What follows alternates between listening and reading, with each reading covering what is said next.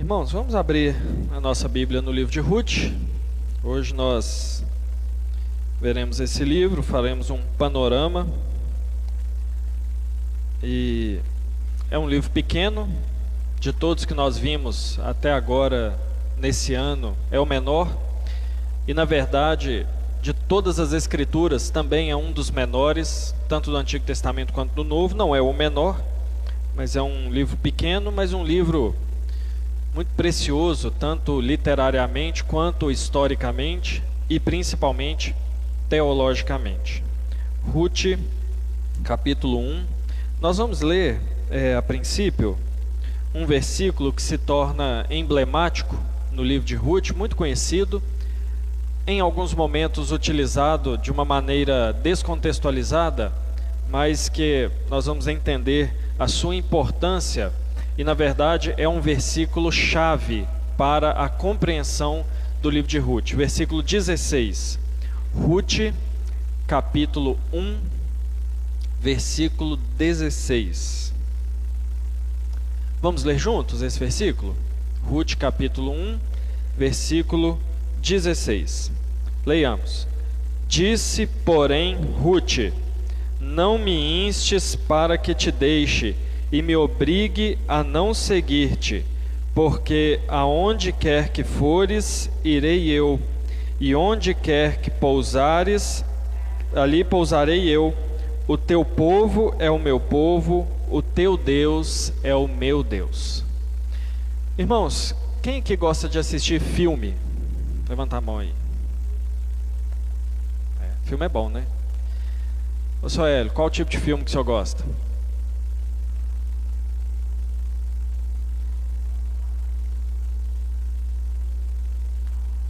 De quê?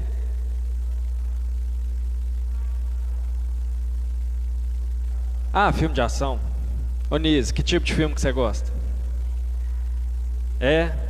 Filme baseado em fatos reais, filme bíblico. Quem mais levantou a mão e gosta de filme? Que tipo de filme que você gosta? Ah, não gosta não. Aparecida. Dramas, né? Aham. Reais. Quem mais levantou a mão aí que gosta? Quem mais levantou a mão aí que gosta de filme? Não? Oi? Rambo? Aí ó, Israel gosta de filme de ficção então. Gosta de assistir filme, Anderson? Que tipo de filme que você gosta de ver? Guerra? Ah, também. Filme de guerra é bom, né? Eu gosto muito de filme da Segunda Guerra. Muito mesmo. Documentário é bom também. Quem gosta de filme romântico? Não, levanta a mão e fica. Quem gosta de filme romântico? Tá. Quem não gosta de filme romântico? Cadu, por que você não gosta de filme romântico?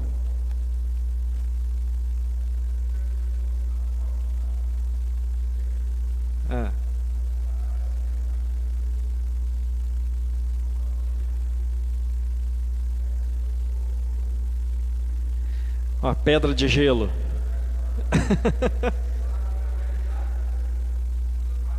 Sim, sim. Quem mais não gosta que levantou? Por que você não gosta? Aham. Isso. Por que você não gosta? Porque o quê? Aham. Legal. Então, tendo base nisso, nas opiniões de quem não gosta de filme romântico, o que faria um filme romântico ficar bom? Na opinião de vocês aí. Nise, o que faria um filme romântico ficar bom?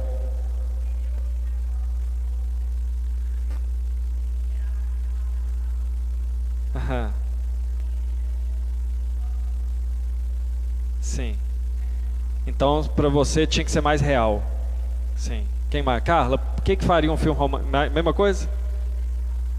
Cadu, o que faria ficar bom um filme romântico? Diga, Israel. O contrário também, né? Diga, Israel.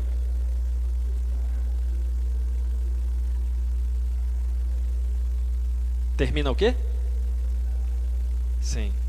Irmãos, olha só, eu também não sou muito da parte de filme romântico, porque um dos motivos é, como os irmãos falaram, as coisas românticas elas são muito previsíveis, não é? A gente sabe muito bem como um filme romântico começa e como termina.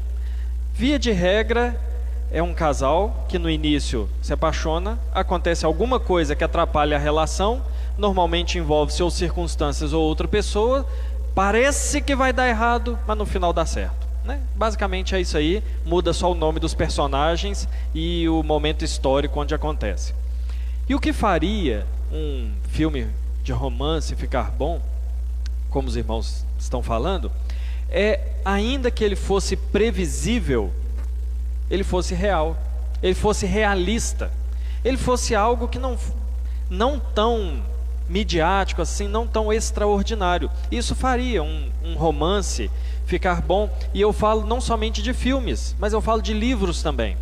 Os livros e as histórias que falam das coisas de maneira mais real, eles são melhores. Existem filmes românticos que são baseados em história real e muito bem fundamentados em história real.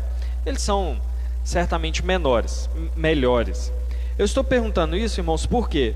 Porque nós estamos diante de um livro que é um livro de romance. Não romance igual o Cadu falou, né? Não um romance nos padrões românticos da época, e nem como o Leandro falou, não é um romance pueril, mas é um livro que enriquece a nossa compreensão do que significa compromisso. Ainda que seja previsível, ele tem algumas questões que tiram a sua previsibilidade. E uma das coisas que faz com que o livro de Ruth seja um romance, mas não seja previsível, ou não caia nesses problemas que os irmãos falaram, são dois fatos. Primeiro, ele é real, é uma história real. Veja bem, a história de Ruth não é baseada em fatos reais, ele é real, aconteceu. E em segundo lugar, porque ele nos oferece uma visão soberana das coisas. O que eu quero dizer com isso? É que ele mostra o porquê das coisas acontecendo. Ele mostra que no início morre alguém e uma mulher perde o seu marido e os seus filhos, mas o texto mostra o porquê que isso acontece. O texto mostra as noras, uma indo embora para a casa dos pais e outra ficando com a sogra, mas o texto mostra o porquê que isso acontece, dá um fundamento verdadeiro do porquê isso acontece. O texto mostra essa mulher que ficou viúva, uma das noras, se casando de novo e tendo a sua descendência suscitada, mas o texto está mostrando que por trás de tudo isso existe uma meta narrativa. Existe algo por trás que vai levar a cabo essa história. Ela não é uma história melosa que quando acaba a gente fica pensando assim, tá bom, né? Foi legal, mas acabou. Não, ela continua. Na verdade, ela está preparando o terreno, preparando o pano de fundo para aquilo que vem depois. Se nós virarmos aí 2 páginas, nós vamos ver que o livro que vem depois é Samuel, 1º e 2º Samuel. E Ruth não está aqui por acaso. A narrativa não está aqui por acaso. Ela está preparando o cenário, ela está preparando o contexto para coisas que virão depois. E não só o contexto histórico, mas o contexto, principalmente, o contexto teológico. Então, ao ler Ruth, nós devemos entender essas coisas. É uma história que contém romance, contém compromisso, contém tragédia, contém todas essas coisas que daria um filme. A Record até tenta fazer, né? Filme, novela baseado nessas coisas, mas fica previsível e ruim do mesmo jeito. Mas a Bíblia não. A Bíblia prepara para tudo aquilo que está por vir e por acontecer, e nós veremos isso melhor no decorrer do livro. Então, irmãos, a história de Ruth, como nós veremos hoje, ela funciona como um refrigério para o leitor. Por que um refrigério? Porque quem lê Ruth, pelo menos se estiver lendo na sequência bíblica, acabou de ler Juízes, né? Então é terrível, é pesado. É como aquela pessoa que assistiu um filme de terror, não vai conseguir dormir, precisa ver um filme romântico depois para conseguir dormir, né? Então, a cabeça ficou cheia de violência, sangue, guerra, aí precisa de uma coisa mais amena para dar um descanso. O livro de Ruth funciona assim. Assim, obviamente esse não é o propósito do livro, mas na sua sequência ele mostra isso. O livro de Juízes é uma espiral descendente, moral, religiosa, social, a coisa vai de mal a pior. A gente termina o livro de Juízes assim, de maneira terrível, um dos piores livros, um dos piores finais de livros bíblicos é o livro de Juízes. Então termina num clima horrível. O livro de Ruth então vai nos dar esse refrigério, vai trazer uma história ao mesmo tempo gostosa de ler, mas muito mais do que gostosa de ler.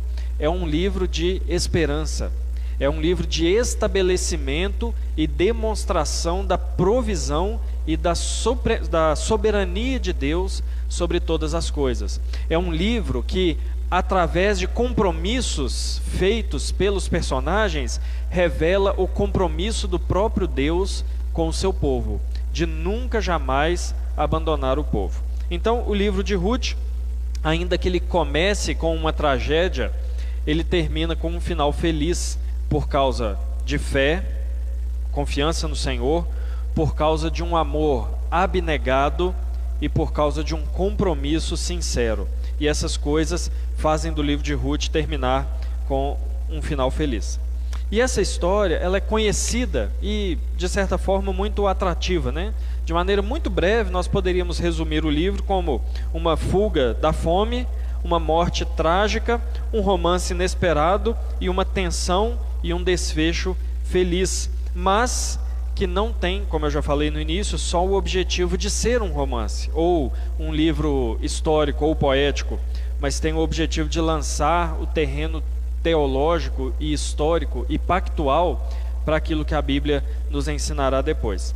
Então, nós, ao ler esse livro, nós não podemos esquecer, sermos tomados pelo enredo e esquecer que por trás dele está a história do povo de Deus. Por trás desse enredo está a aliança de Deus com o seu povo, e por trás desse enredo está a fidelidade de Deus às suas promessas feitas ao povo de Deus. E nós veremos aqui no decorrer do livro como todas essas coisas estão presentes no livro de Ruth. Irmãos, então, passando dessa introdução para as informações literárias do texto, nós temos que, assim, em primeiro lugar, independente do autor do livro, independente da época em que ele foi escrito, independente da historicidade dele, ou seja, existem teólogos que vão questionar essa historicidade do livro, independente dessas coisas, todos os teólogos, sejam ortodoxos ou sejam liberais, eles são quase unânimes em afirmar que o livro de Ruth é uma das obras de arte mais belas que existem nas Escrituras. E nós temos várias obras de arte nas Escrituras. A própria literatura bíblica é uma obra de arte, mas nós temos poesia, nós temos cânticos, nós temos parábolas, nós temos que mais que nós temos? Salmos, nós temos enigmas, né, como nós falamos semana passada. Nós temos vários estilos literários que são artísticos, mas quase todos são unânimes em dizer, os teólogos, de que o livro de Ruth, pela estrutura, pela forma como é construída, ele tem uma qualidade literária muito grande, talvez das maiores que se encontram nas Escrituras. No entanto, nós levamos em consideração, sim, a autoria, o propósito, a circunstância do livro e a sua historicidade. O título do livro, de maneira muito simples, é basicamente o mesmo título que era dado na Bíblia hebraica. É o título de Ruth porque vai falar da sua personagem principal. A personagem principal não é Noemi, ainda que ela apareça de maneira proeminente no início do livro, e ainda que ela apareça de maneira proeminente no final do livro, o enredo central gira em torno de Ruth. Quanto à autoria, irmãos, alguns vão apontar Samuel como um provável autor do livro de Ruth. Esse apontamento também é feito sobre o livro de Juízes, apontando Samuel como um dos possíveis escritores. No entanto, existem dois detalhes no texto que dificultam a afirmação de que Samuel seja o autor. Quer ver? Olha aí o versículo 1 do capítulo 1. São detalhes, irmãos, mas que quando a gente lê, e quando a gente lê com esse foco, faz toda a diferença para nós. Alguém lê, por favor, o primeiro versículo do capítulo 1.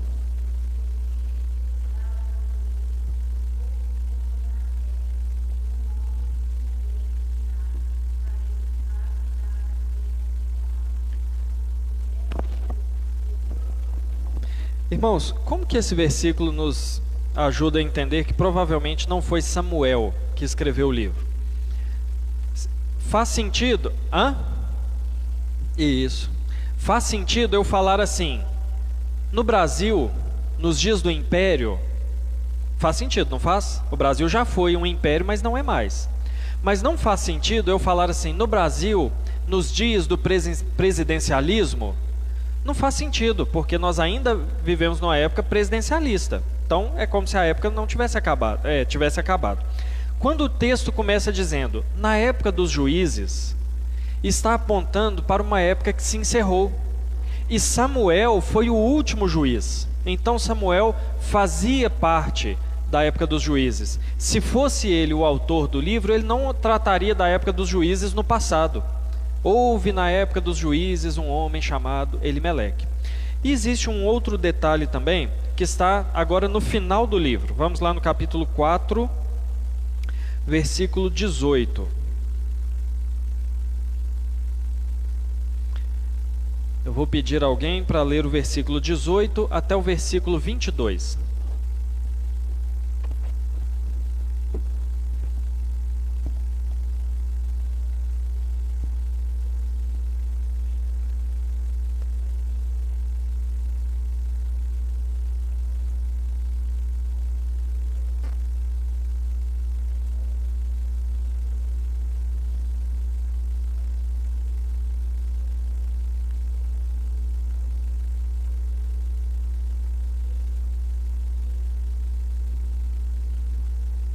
Irmãos, esse texto, que é o fechamento do livro, ele dá a entender de maneira clara que já há o estabelecimento do reinado de Davi. Já há o estabelecimento, ainda não se sabe, né, não está tão claro se o início do reinado de Davi ou o final, mas é certo que Davi já é rei, pela forma como está descrita a genealogia. Dificilmente alguém na corte faria uma história dessa e encerraria com essa genealogia se Saul fosse o rei ainda. Dificilmente isso aconteceria. Só que quando Davi é rei, Samuel já não está vivo mais. Então, provavelmente, veja bem, não quando ele foi ungido rei, tá? Samuel foi que ungiu Davi rei, mas no momento em que Davi se torna o rei de fato sobre toda a nação de Israel, Samuel já havia morrido. Então, provavelmente Samuel não é o autor do livro. O livro provavelmente foi escrito por um escriba da corte real. Os escribas eram aquelas pessoas responsáveis por documentar, catalogar e organizar os documentos históricos. Então, provavelmente um escriba, de posse de documentos históricos do povo de Israel, escreveu essa história. Mas isso não significa que o escriba não tinha uma intenção teológica. Isso não significa que a intenção dele era meramente histórica. Então, o autor, ele é desconhecido e de maneira pouco provável seja Samuel. E quem são os destinatários? Os destinatários, eles estão ligados, né, para quem esse livro foi escrito, está ligado diretamente com o autor, com quem é o autor. Há quem diga que foi Samuel. Então, se Samuel escreveu esse livro, ele escreveu para quem? Para aquele povo de Israel que ainda não estava sob o reinado de Davi. Então, provavelmente, como eu falei, não foi Samuel, mas se foi, ele escreveu para um povo que precisava olhar para Davi como rei, como cumprimento das promessas de Deus, mesmo sendo ele ainda não sendo rei. Há quem defenda que foi um escriba nos tempos de Davi, o que é uma opção mais provável. Se esse foi o caso, então ele escreveu para o povo na época de Davi, quando estavam já sob o reinado de Davi. E isso também fala muito sobre os destinatários. Os irmãos lembram, né, e nós veremos isso de maneira muito clara a partir de Samuel, que o reino de Israel, ele nunca foi um reino 100% unificado. Os irmãos, né, alguns aí sabem que no Brasil existem alguns movimentos separatistas, né? Eles são bem fracos, vamos falar a verdade. Eles são bem incipientes, né?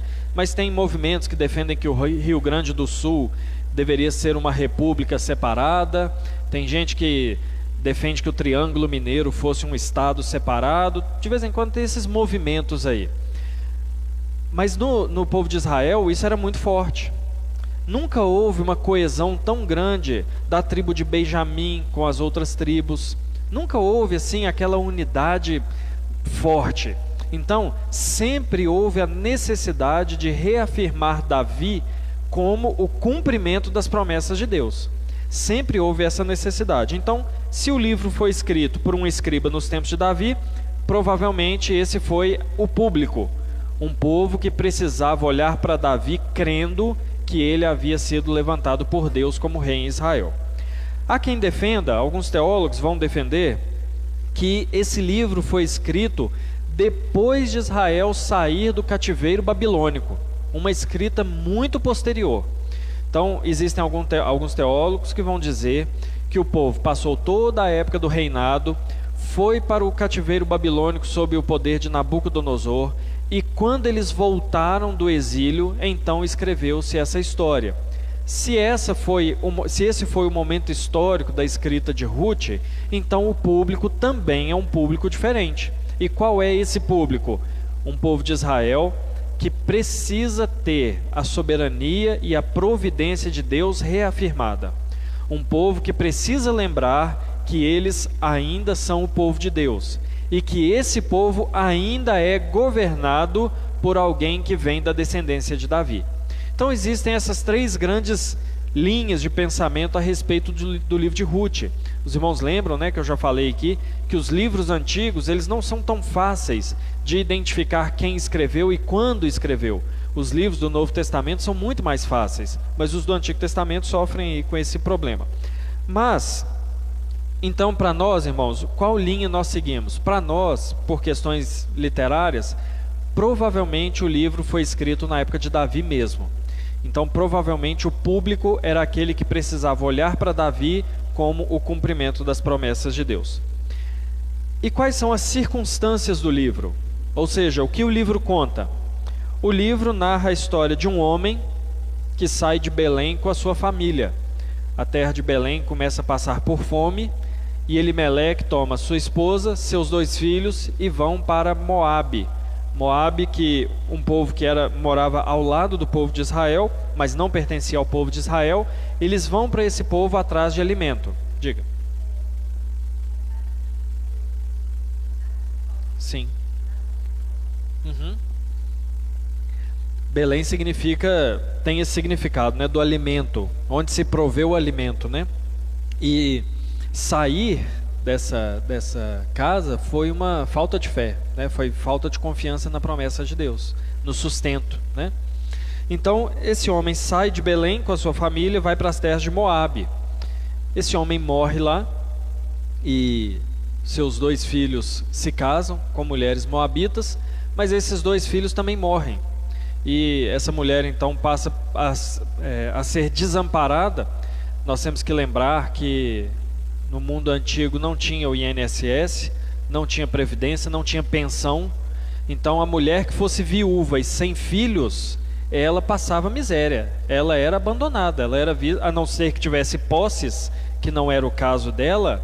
A mulher, a viúva, ela estava à mercê da miséria. É por isso que na Bíblia, até mesmo no Novo Testamento, nós vemos um apelo muito grande ao cuidado das viúvas e dos órfãos, porque passavam fome mesmo, passavam necessidade, não era como nos nossos dias. Então essa mulher se vê agora desamparada de todos os lados e ela pega as suas noras, despede as noras. Uma vai embora, órfã, volta para a casa dos pais, mas outra se apega a Ruth e volta com Ruth para a terra de Israel, para Belém, Efrata. E ela então se casa novamente com um que viria a ser o resgatador, o sustentador daquela família. Então nós veremos isso daqui a pouco mais em pormenores, mas essa é a circunstância. Um homem que sai morre, a sua família passa provisão, mas voltando para o lugar de sustento, Deus provê a eles aquilo que eles precisavam. Então, irmãos, nós já vimos aqui as informações literárias do livro de Ruth. Agora, como o livro está estruturado? Só lembrando que entender a estrutura do livro nos ajuda a compreender qual é o seu foco principal e uma maneira, e nos dá uma ferramenta, uma maneira melhor de ler e compreender o livro. O livro, ele tem basicamente 5 divisões, que nós, 6 divisões, que nós veremos aqui de maneira breve. A primeira divisão, meus irmãos, é a introdução do livro. Nós lemos no início da escola dominical, que são os versículos 1 a 5 do capítulo 1. Ele mostra como introdução, ele vai lançar o fato principal, não o fato principal, ele vai lançar o contexto no qual toda a história se desenrola. Então, o foco do livro não é a morte de Elimeleque, o foco do livro não é a morte dos seus filhos, esse não é o assunto principal, mas a saída, a morte, o casamento com as moabitas, a morte dos filhos. Esse contexto todo vai estabelecer a tensão que o livro vai desenvolver. Então, esses primeiros versículos não são o ponto central, mas eles são o fundamento histórico, o pano de fundo para o livro. Então, o que nós vemos nos primeiros 5 versículos do livro de Ruth? Nós vemos Elimeleque indo a Belém com a sua esposa, saindo de Belém para Moabe com Noemi e seus filhos Malom e Quilion. Nessa terra, os 2 filhos casam com mulheres moabitas, Orfa e Ruth, como nós já vimos. Irmãos, aqui nós temos 2 problemas que o livro suscita. O livro suscita primeiro o problema de abandonar o povo de Israel, abandonar os limites de Israel. Como eu falei aqui no início da escola dominical, sair de Israel e morar numa terra distante não era como se nós hoje decidíssemos sair do Brasil e morar em outro país. Não é a mesma coisa. No tempo do Antigo Testamento, na Antiga Aliança, sair do povo de Israel significava sair da terra prometida. Sair do povo de Israel, dos limites de Israel, significava abandonar aquele lugar onde Deus prometeu cuidar do povo.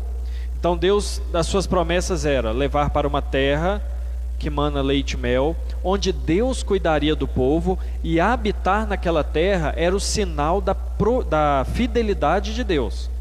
Então, Elimeleque, ao sair da terra de Israel, ele está manifestando incredulidade em Deus. Ele está manifestando falta de confiança na provisão de Deus. E, na verdade, ele está nivelando as 2 terras. Ele está vendo Belém e ele está vendo Moabe como terras equivalentes. Uma que que tem fome, então a outra pode me dar algum alimento também. Então aqui nós temos um primeiro problema que o texto levanta, que é o abandono do povo de Deus. Inclusive, a morte dos 3 revela justamente isso, que aquela terra não tinha nada melhor para oferecer. Não era melhor do que Belém. Lá eles não encontraram bênção nenhuma.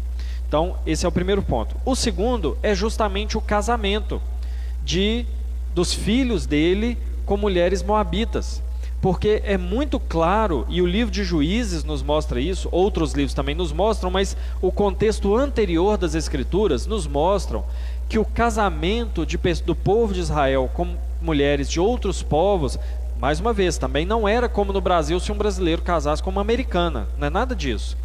Era a união de religiões diferentes, de fé diferentes.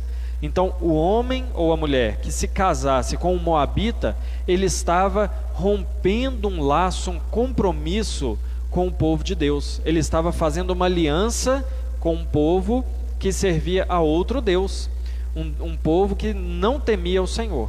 Então, aqui nós vemos 2 problemas consequentes: abandonar o povo de Deus e fazer aliança com outros deuses. Irmãos, só fazendo uma breve aplicação para nós, só recapitulando o que eu falei logo na abertura da escola dominical, esse movimento que Elimeleque faz, ele não é tão incomum nos nossos dias, porque o povo de Deus hoje não é a nação de Israel, e o povo de Deus não tem limites geográficos, mas o povo de Deus, ele tem limites eclesiásticos. Então, a igreja de Cristo, aqueles que manifestam e professam a sua fé em Jesus como Senhor e Salvador único e suficiente, eles são o povo de Deus. E tudo que nós precisamos, Deus provê a nós no povo de Deus. Nós não temos a necessidade de fazer alianças fora do povo de Deus. Por que isso acontece? Por incredulidade. Por não crermos que dentro do povo de Deus nós temos tudo que nós precisamos, em vários aspectos. Então, a Bíblia me ensina uma maneira de viver, uma maneira de enxergar as riquezas, uma maneira de enxergar o trabalho, uma maneira de enxergar o mundo, uma maneira de enxergar o prazer, uma maneira de enxergar o casamento. A Bíblia nos dá esse óculos. Aliás, ela é para nós esse óculos pelo qual nós vamos enxergar o mundo. Mas muitas vezes, por não crer que a Bíblia é o melhor caminho e nos dá as melhores instruções para a vida, nós vamos fazer alianças com aquele povo que não pertence ao Senhor. E nós vamos adotar para nós uma maneira de viver que não condiz com as Escrituras. Nós vamos enxergar o nosso trabalho de maneira mundana, nós vamos enxergar o casamento de maneira mundana, nós vamos enxergar os bens de uma maneira mundana, e nós vamos enxergar até mesmo a nossa religião de uma maneira mundana. Isso por quê? Por abandonar os compromissos com o povo de Deus e por não crer que tudo que nós precisamos, nós encontramos no povo de Deus. Então, aqui está estabelecido o contexto. Elimeleque rompe o seu laço e a sua aliança com o povo de Deus. Nós entramos então numa segunda parte do livro de Ruth, que é o retorno de Noemi e de Ruth para Belém. Percebe como a vida em Moabe não é o foco do livro? Porque no 6º versículo do livro já estão voltando, né? Já narra o retorno de Noemi e Ruth para Belém. Então nós temos no capítulo 1, do versículo 6 até o versículo 22, nós temos o retorno. O texto diz que Noemi e suas noras deixam Moabe. Só que no caminho, o que Noemi faz? Noemi fala com as suas 2 noras para voltarem para a casa dos pais. Ela fala com elas: olha, eu não tenho mais filhos para dar para vocês, para casarem. Ainda que eu tivesse, vocês não iam esperar os filhos crescerem, então é melhor vocês voltarem para a casa dos pais de vocês, voltarem para a vida de vocês, casarem novamente, ter filhos e seguir a vida de vocês. Então, ela fala isso com as 2, e Orfa, ela volta para a casa dos pais, ela se despede de Noemi e vai embora. Porém, Ruth não faz isso. Ruth faz diferente. Ruth decide ficar com Noemi, sabendo de todas as dificuldades que estavam envolvidas nisso, porque ela voltaria para um povo que não era o povo dela, natural, e se Noemi passasse fome, ela ia passar junto. Então ela assume esse compromisso de permanecer com Noemi. Então o texto mostra elas voltando para Belém, e o povo reconhecendo a tragédia que acometeu sobre Noemi e reconhecendo a sua tristeza. Nesse ponto, irmãos, um versículo que nós lemos aqui antes, eu gostaria só de fazer uma observação. Versículo 16 e 17 do capítulo 1. Eu vou pedir a algum irmão para ler esses 2 versículos.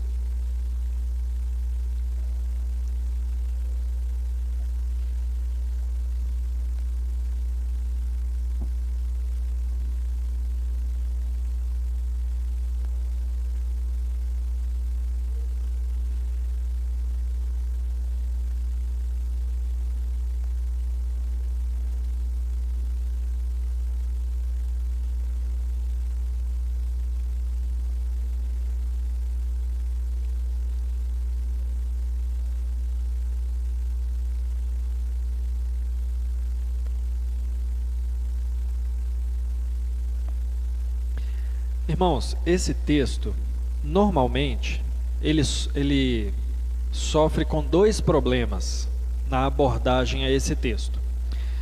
Um primeiro problema que esse texto sofre é uma abordagem de contexto.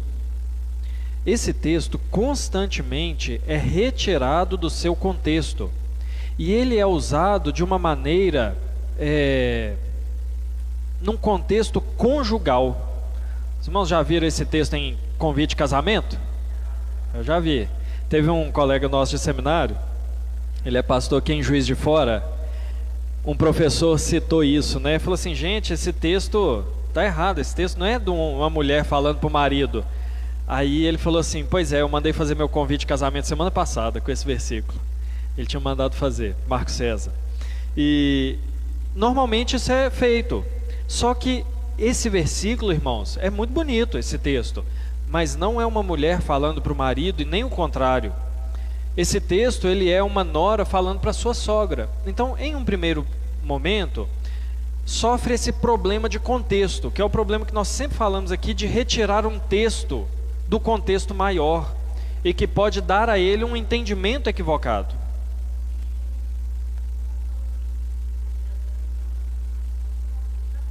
Sim.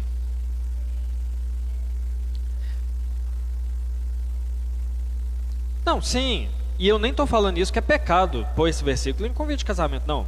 Não é que tem um problema, não. Só que ele vai levar numa direção contrária à do texto. Aí entra o segundo problema, exatamente. Aí entra o segundo problema. O primeiro é o contexto, é retirar do contexto. O que acontece quando um texto é tirado do seu contexto? Ele sofre na questão teológica. Porque isso aqui, irmãos, essas palavras de Ruth, por que eu falei que é a chave do livro de Ruth? Porque isso aqui não é um discurso emocionado de Ruth. Ruth não cita um poema, não faz uma declaração para sua sogra. O que Ruth está fazendo aqui é fazendo uma profissão de fé. Ela está confessando a fé dela no Deus de Noemi. Então, por que ela não voltou para a casa dos pais? Por que ela não permaneceu no seu povo? Por que ela correu o risco de passar fome e de morrer de fome junto à sua sogra?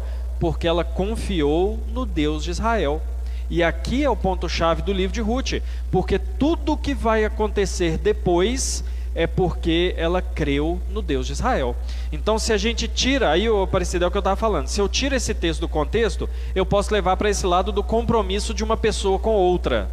Só que o texto não fala do compromisso de uma pessoa com outra, mas fala do compromisso de uma pessoa com Deus. Então, esse é o foco do texto, é que Ruth manifestou a confiança dela no Deus de Noemi, e por isso ela voltou com ela, entende?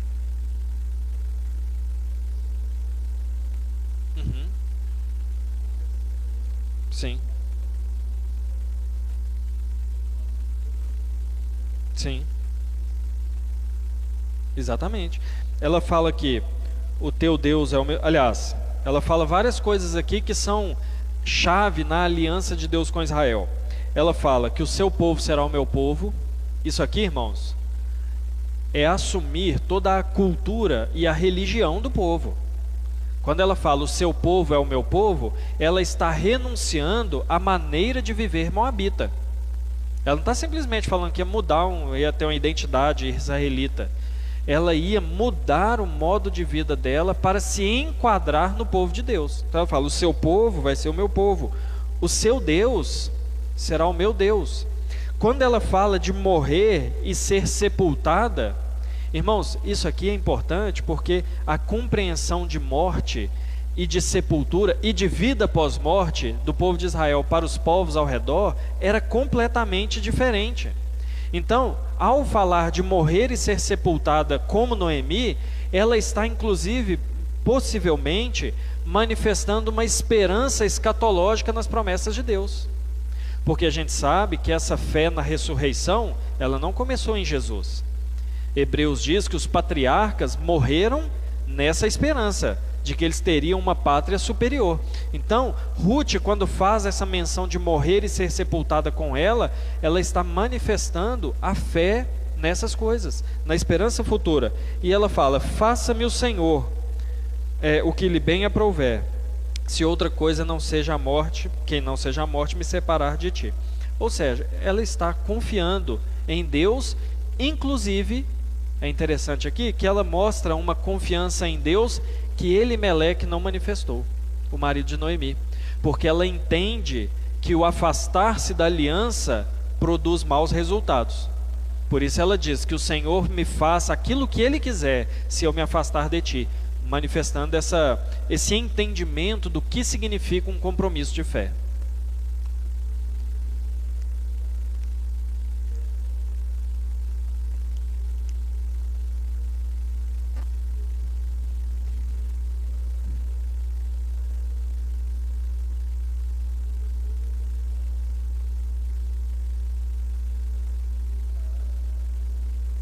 Sim.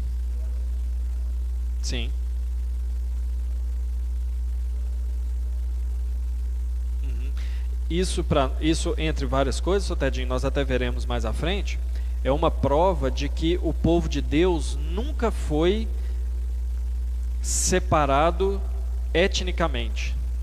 O povo de Deus nunca foi assim, não, tem que ser judeu para ser povo de Deus. Nunca foi assim. O povo de Deus sempre foi separado por meio da fé, por meio daquele que confia em Deus. É claro que o Antigo Testamento traz o povo de Israel como um tipo, né, um exemplo do que seria o povo de Deus, mas a todo momento nós vemos que pessoas que não são de Israel creem em Deus e por isso passam a ser povo de Deus.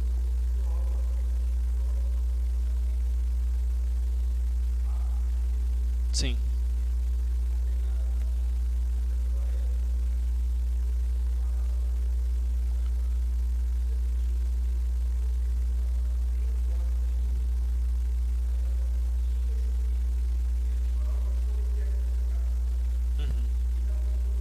Sim, sim. É a manifestação clara do caráter de Deus no povo. Exatamente. É por isso, você me fez lembrar de um exemplo que não tem nada a ver com Ruth, tá, irmãos? Mas deixa só eu fazer essa observação aqui. Os irmãos lembram que fazia parte da lei de Deus, parte da lei, a mesma lei que dizia assim, não matarás, a mesma lei que dizia assim, ó, se você emprestar dinheiro para o seu irmão que está em pobreza, não vai cobrar dele. A mesma lei dizia que quando alguém fosse defecar, tinha que levar alguma coisa para fazer um buraco e depois cobrir direitinho. A gente pensa assim, mas que lei, mas precisava ter isso na Bíblia? Precisava. Precisava porque o nível de vida do povo de Deus, ele deveria ser diferente. Porque enquanto os outros povos não davam valor à vida e à pureza e à higiene e a essas coisas, nesses detalhes, Deus dizia, o povo vai ser diferente. O povo vai ser um povo puro. O povo vai ser um povo limpo em todas as coisas. Eu sei que na nossa cultura, onde grande parte da população tem encanamento em casa, pode parecer uma coisa de menor importância.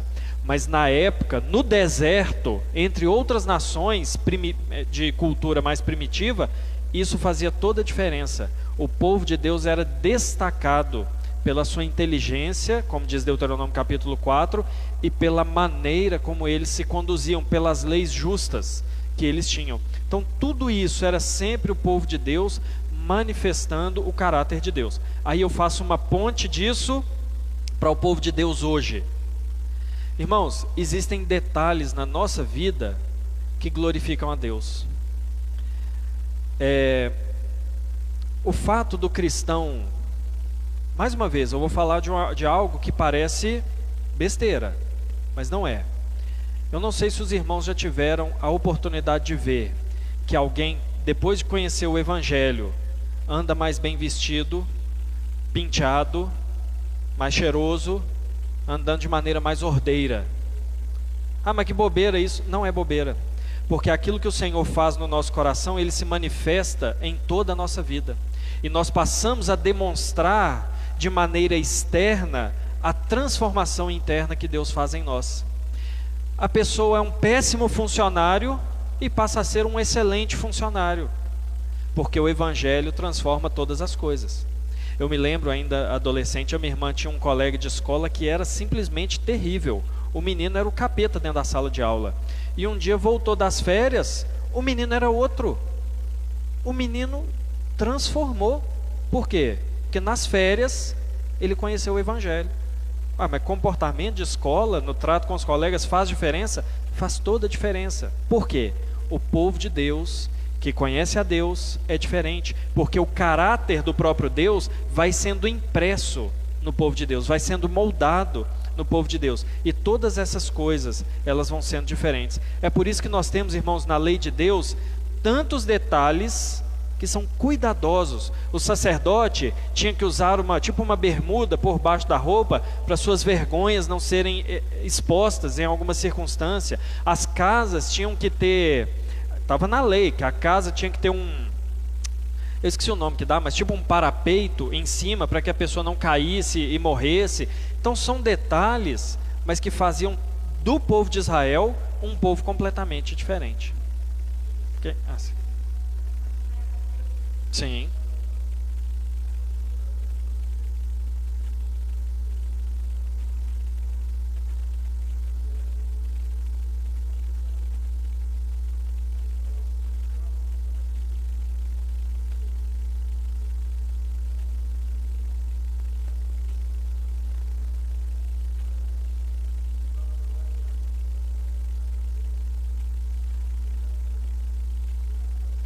Sim. O Evangelho nos transforma completamente, né? Completamente. Mas fechando aí o grande parêntese, vamos voltar aqui. Então, essa é a segunda parte do livro de Ruth. Versículo 1 a versículo 5, primeira parte. Versículo 6 ao versículo 22 do capítulo 1, a segunda parte. Aí nós entramos na terceira parte do livro de Ruth, que é o capítulo 22, do versículo 1 ao versículo 23. O que nós temos nesse capítulo 2? Nós temos Ruth indo aos campos para rebuscar espigas, né? O que, olha só, mais uma vez a beleza e a misericórdia de Deus demonstrada na lei. Fazia parte da lei de Deus a ordenança para que quem plantava algum grão, alguma coisa, não colhesse tudo, 100%. As beiradas, assim, aquilo que estava mais embaixo, aquilo que estava de difícil acesso, aquilo que estava mais difícil de pegar, aquilo que talvez não estava muito maduro, não estava muito bom, eles deveriam deixar para os pobres da terra. Eles fossem colhessem e não passassem fome. Então aqui Deus está ensinando a não ser ganancioso, a não ser avarento e querer tudo, espiga por espiga, e Deus está ensinando a generosidade, a deixar para o outro. Mas em contrapartida, Deus está ensinando ao pobre que ele também não ia receber a espiga na casa dele, na porta da casa dele. Eles não iam fazer a bolsa milho, que ia dar para eles todo mês um saco de milho que alguém ia plantar, alguém ia colher e ia colocar na porta da casa dele. Ele teria que ir lá colher, nos lugares mais difíceis, nas beiradas, o que estava de difícil acesso, e também não eram os melhores grãos, mas de fome não ia morrer. Então olha como a lei de Deus, ela é sábia e ela é misericordiosa. Então, esse capítulo 2 nós vemos Ruth ir lá rebuscar nos campos. E Ruth então conhece Boaz, e ela fala de Boaz para Noemi, e Noemi o avalia como um possível resgatador. E essa questão de resgatar também está presente na lei de Deus. Quando Deus divide a terra, o que Deus diz? Que se alguém morresse, aquela terra passava para o seu parente mais próximo. Não poderia passar para outra tribo, para que as tribos não se tornassem uma maior do que a outra e uma tribo desaparecesse. Deus até legisla sobre isso no livro de Josué. Números. Quando surge um homem que morreu e só tinha filha. Aí as filhas procuram Moisés e falam assim: pois é, nós não temos irmão, a terra vai passar para outra pessoa e nós vamos ficar sem.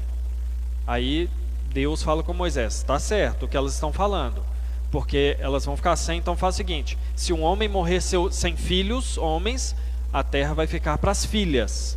Ok. Só que no final do livro surge um problema com as mesmas mulheres, mas de ordem diferente. Agora são os homens da tribo que procuram Moisés. Fala: Moisés, espera aí, elas vão ficar com a terra, ok, mas e se elas casarem com homens de outras tribos, a terra nossa vai passar para outra tribo. Deus fala: tá certo também essa reivindicação, então elas só podem casar com homens da própria tribo. Então vê, irmãos, como que Deus administra de maneira perfeita, e como que é tolice no caso de Elimeleque, abandonar a terra de Deus, o povo de Deus, porque é onde as coisas são melhores tratadas e melhores cuidadas. Então havia essa tradição do resgate. Já que Noemi não tem filho nem marido, um parente próximo tinha que resgatar a terra que pertencia a elas. Só que esse resgate, ele envolvia tomar Ruth como esposa e suscitar descendência para o falecido, e não para o homem que seria o novo marido. Então, os filhos que nascessem, porventura, eles seriam filhos de Quilion, de Malom ou Quilion, não lembro qual dos dois que casou com Ruth, mas seria dele, a herança permaneceria na família dele.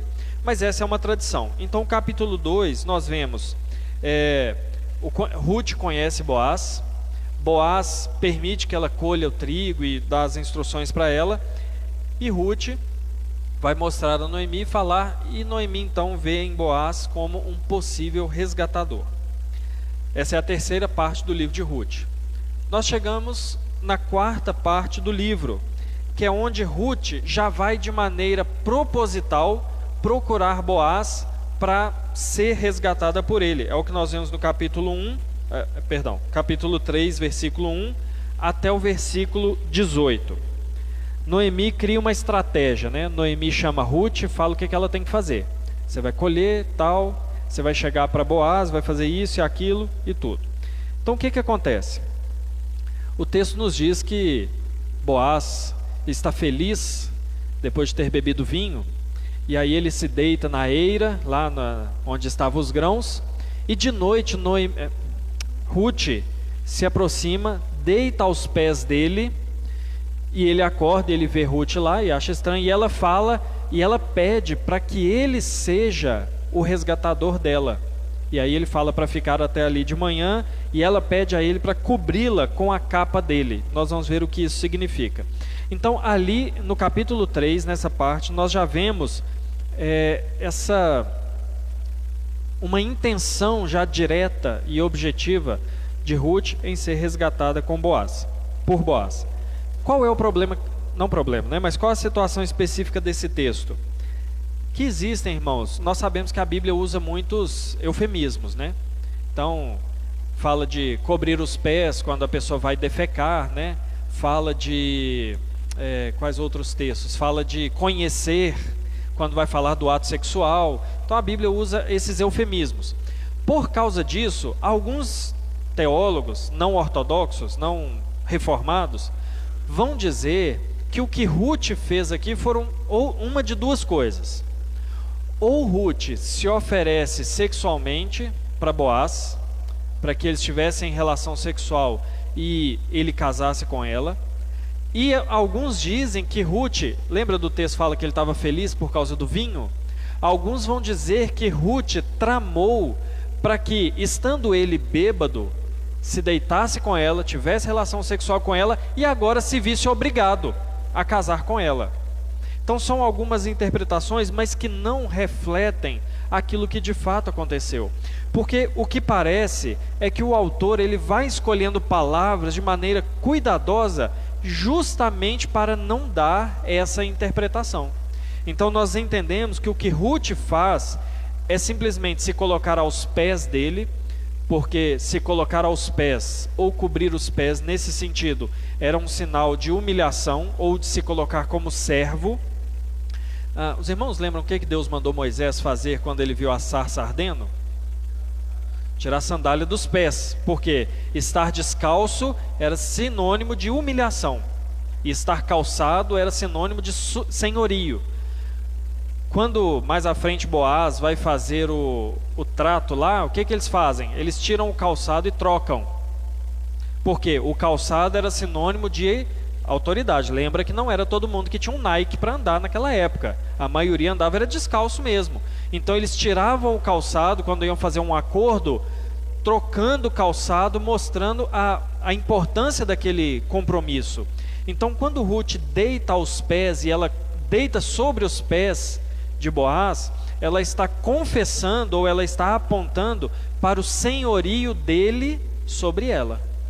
E outra coisa, quando ela pede para que ele estendesse a capa sobre ela, esse estender a capa, aí sim, é um sinal de que ela estava propondo a ele o compromisso matrimonial, e no sentido de que esse compromisso, futuramente, não no momento, seria sim ratificado na relação sexual, que era a maneira como o casamento era de fato consumado, não só na época, mas até hoje, né? O casamento se consuma pelo ato sexual. Então, esse deitar aos pés dele e esse pedido para estender a capa sobre ela não era nada na questão imoral e nem um oferecimento imoral, mas era um pedido para que ele se tornasse senhor dela, não só na eira, não só na colheita, mas que ele a assumisse como esposa e tivesse um compromisso sobre ela. Pedia proteção, exatamente essa proteção que o casamento provinha, né, a mulher. Então essa é a quarta parte. Então nós temos o estabelecimento do pano de fundo, Noemi e Ruth que voltam, Noemi, Ruth conhecendo Boaz e trabalhando na eira, Ruth propondo esse casamento, essa união, né, para que Boaz fosse o seu resgatador, e nós temos uma quinta parte, que é Boaz fazendo o necessário para que isso acontecesse. Boaz não era o primeiro resgatador, tinha alguém na frente dele que tinha o direito de resgatar a terra e Ruth. Então ele vai para a porta da cidade, onde os juízes se assentavam, os anciãos, e ele aguarda ali passar o primeiro resgatador. E ele chama aquele homem, ele diz que ele tem o direito de resgatar a terra. E a maneira como é escrita nos dá a entender que Boaz, ele age de maneira sábia para alcançar o seu objetivo. Porque ele fala assim: tem uma terra para você resgatar. Aí o primeiro resgatador diz assim: ok, vou resgatar. Mas aí ele fala assim: só que tem uma coisa, ao resgatar a terra, você vai resgatar Noemi, você vai resgatar Ruth, vai se casar com ela, e o filho dela não vai ser seu filho, vai ser filho do falecido. Aí ele já pensa assim: opa, aí já muda, né? Porque eu vou ter uma trabalheira danada para a herança não ser minha. Então ele fala: não, então aí para mim não vai dar, você pode resgatar. E aí eles fazem aquele compromisso de trocar os sapatos diante dos anciãos, testificando de que aquele que era o primeiro não quis, mas que aquele segundo agora vai resgatar Ruth com tudo aquilo que era direito dela. E é o que nós encontramos no capítulo 4, versículo 1 até o versículo 17. E nós temos então o final do livro, que é a sexta parte, que é a genealogia de Davi. Busca desde Pérez, e é importante aqui porque está buscando de Pérez, e chega até Davi. Os irmãos lembram de quem Pérez é filho?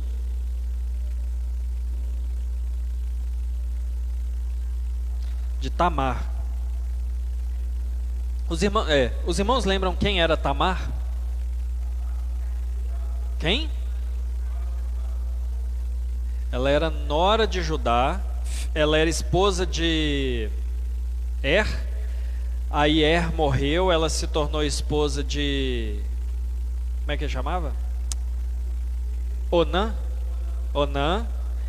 Aí Onã também morreu, e Judá falou assim: Tamar, você fica na sua casa, que Selá, que era o terceiro filho, vai crescer, você casa com ele. Aí ela tá lá na casa vendo que Selá cresceu, e nada de casar, né? Ela se veste de prostituta, e ela se encontra com Judá, e Judá a contrata, né, os serviços sexuais dela, e depois ela se desfaz da sua roupa de prostituta e veste de novo a roupa de viúva. Aí eles falam com Judá: ó, Tamar engravidou. Aí ele fala assim: então tem que levar para fora e apedrejar. Aí Tamar pega o selo e o bordão de Judá e fala assim: ó, o dono disso aqui é o pai do menino. Aí Judá, é o pagamento. Aí Judá fala assim: de fato você é mais justa do que eu. Ela esperta e Judá não prestava, né? Irmãos, por que o texto chama Pérez aqui? Não tem nada a ver com a história, mas é o que o Sr. Tedinho falou antes. O autor está mostrando que a genealogia, ela não vem de uma pureza de fatos. O ancestral de Davi é aquele que é fruto de uma relação adúltera. É o ancestral de Davi. Isso porque ainda vai aparecer Raabe. a prostituta, na genealogia também, né? Porque Raabe, se eu não me engano, é Nasson que casou com ela e teve Boaz, e teve Salmão. Então olha só, Pérez, Esrom, Rão, Aminadab, Nasson, Salmão, Boaz, Obed, Jessé e Davi. Então a genealogia do rei Davi está repleta de gente que, se nós fôssemos escrever, não estaria lá. Nós não colocaríamos, mas Deus colocou, porque a graça e a misericórdia de Deus estão demonstradas em todas as Escrituras. Então, assim fecha o livro. Então, olha como o livro começa. Um homem abandona a aliança e vai para Moabe.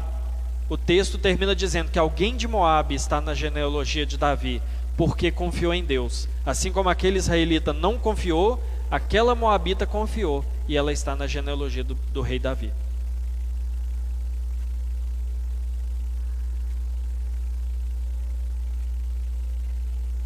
Não é isso.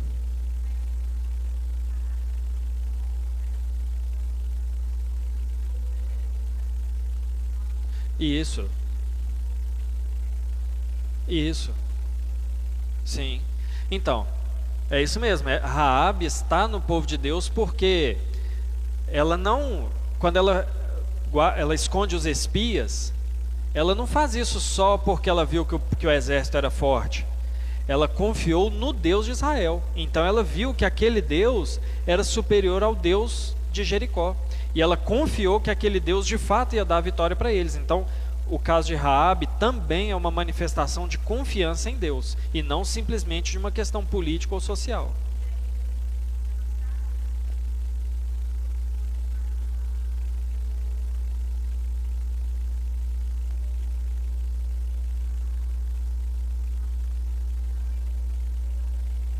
Sim.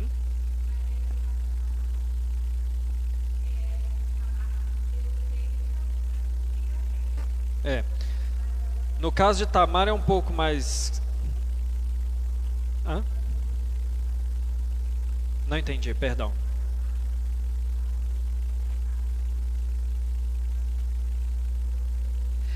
Tamar é uma história mais longa, aí tem que ver os detalhes, porque a motivação dela em fazer aquilo é que tem que estar, se eu não me engano, é o capítulo 38 de Gênesis, ou 28, não me lembro. Mas é uma história mais extensa. Eu não me lembro de cabeça alguma manifestação dela de fé, mas eu sei que existe uma manifestação de Judá quando fala a respeito da justiça de Tamar. Então, ele fala assim: ela é mais justa do que eu. E essa justiça, sempre que na Bíblia fala de justiça, ela não é uma justiça manifesta por meios próprios. A justiça sempre é manifesta por fé, quando a Bíblia fala de justiça. Então, Paulo vai dizer: por que Abraão foi justo? Porque ele creu. Por que nós somos justificados? Porque nós cremos. Por que Davi era justificado? Porque ele cria. Então, quando Judá fala de Tamar como uma mulher justa, provavelmente ali está falando de uma manifestação de fé. Mas naquele texto é um pouco mais obscuro, é um pouco mais difícil de perceber. Aí nós fazemos aquele trabalho da Bíblia interpretar ela mesma. A gente pega passagens mais claras que falam de como uma pessoa se torna justa e aplicamos àquela pessoa que foi declarada como justa. Não. Sim, ele estava quebrando a lei, né? De várias formas, inclusive. E quando nós vamos para a genealogia de Jesus em Mateus, e nós vemos pior ainda, porque lá fala de Tamar, fala de Raabe, fala de Ruth e fala de Batseba. Só que, irmãos, olha só como que Mateus fala. Mateus não fala Batseba, mãe de Salomão. Ele fala assim: daquela que foi mulher de Urias, para mostrar que o negócio foi feio mesmo. Lá o negócio foi... Mas de lá Deus tirou a descendência do Senhor Jesus, porque não é por obras, né? Soberania de Deus em todas as coisas, exatamente. Então, irmãos, aqui nós chegamos na estrutura do livro, essas 6 partes do livro. Mensagem do livro, vamos dar uma acelerada aqui. O livro contém uma beleza literária histórica, como já foi exposto, mas também uma beleza teológica. Por que uma beleza teológica? Porque esse livro, ele aponta para questões muito importantes para o povo de Deus. Em primeiro lugar, o texto aponta para o sustento divino.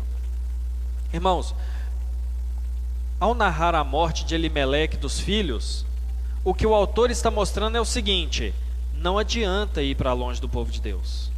Não adianta. O que se encontra longe do povo de Deus é morte.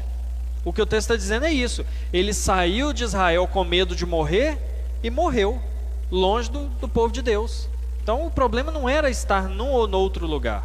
Então a primeira mensagem que o texto mostra, né, para o seu leitor original, mas para nós também, é que a solução procurada fora do povo de Deus, ela é trágica. Ela é trágica. Só que também mostra que Deus é gracioso. Também mostra que se afastar do povo de Deus tem as suas consequências, mas o retorno também é gracioso.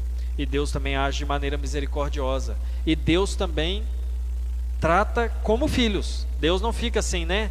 Imagina o filho pródigo se voltasse e o pai falasse assim: tá bom, eu vou te tratar igual servo, né? Não, ele não fez isso, ele tratou como filho. Assim como Deus faz.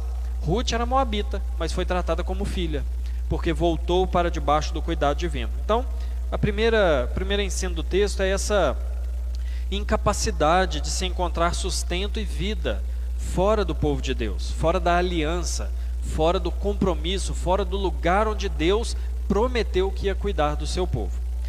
Em segundo lugar, o texto está mostrando a legitimidade do trono de Davi.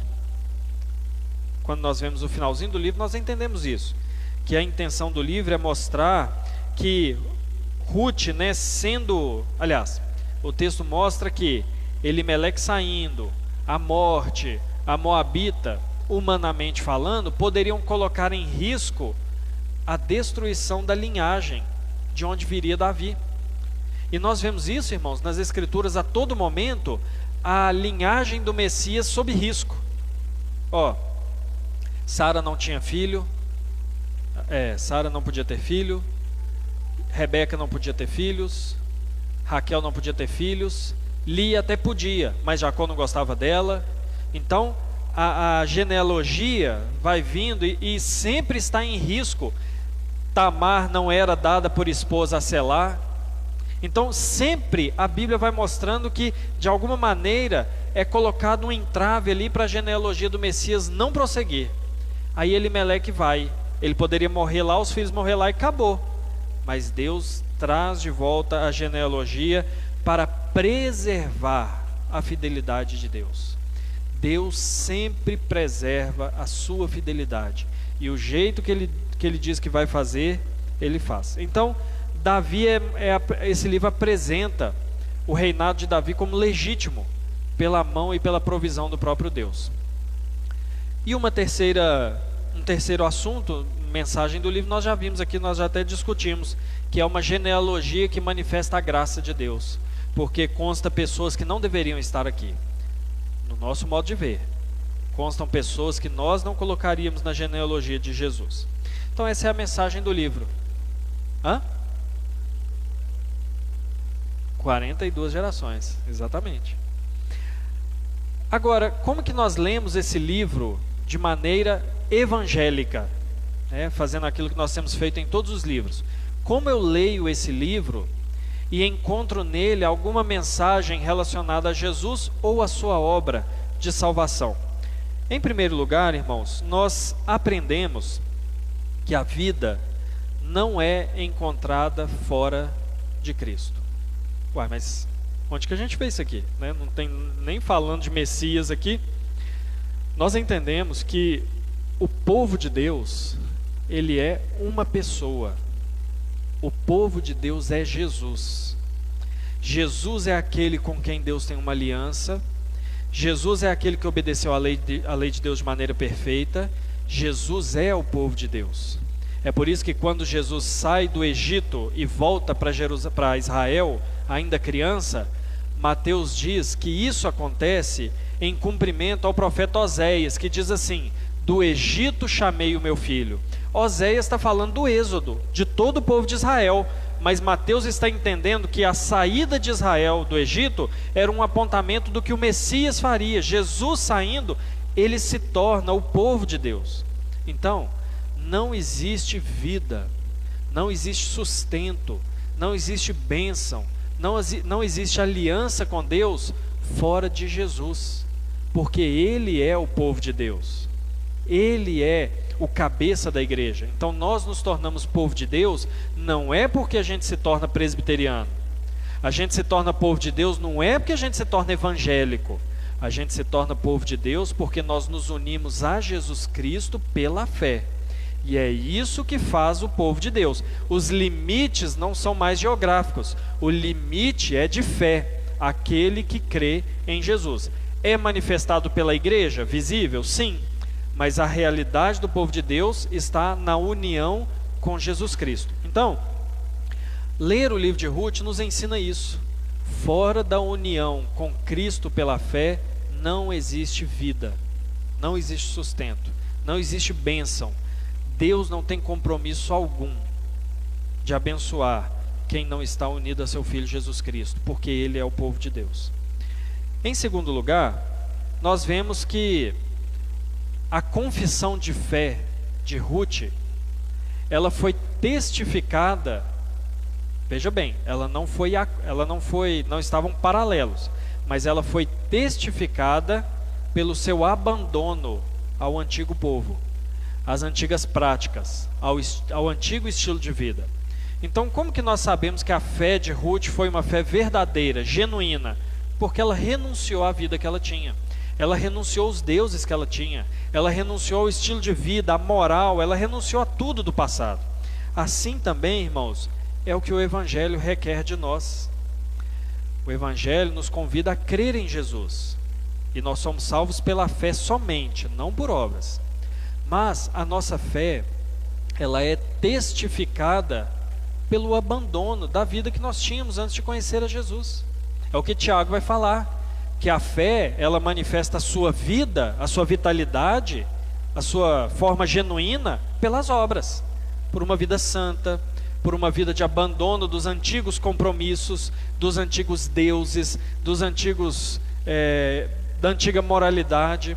Então a fé, ela é testificada por uma vida transformada, um abandono com as antigas alianças e compromissos.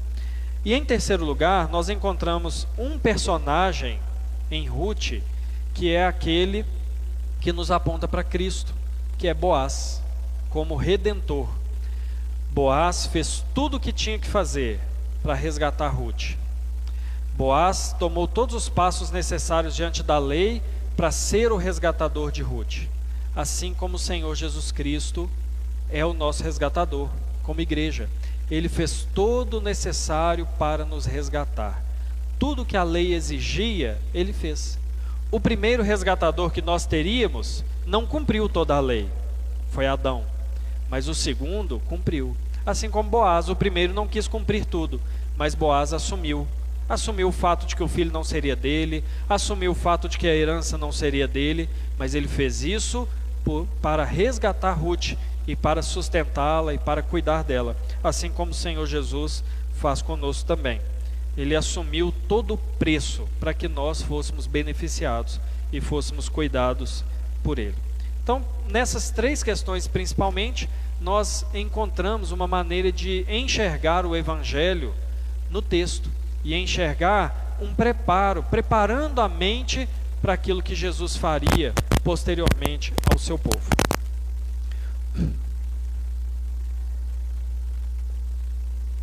Irmãos, nós temos por fim 3 aplicações.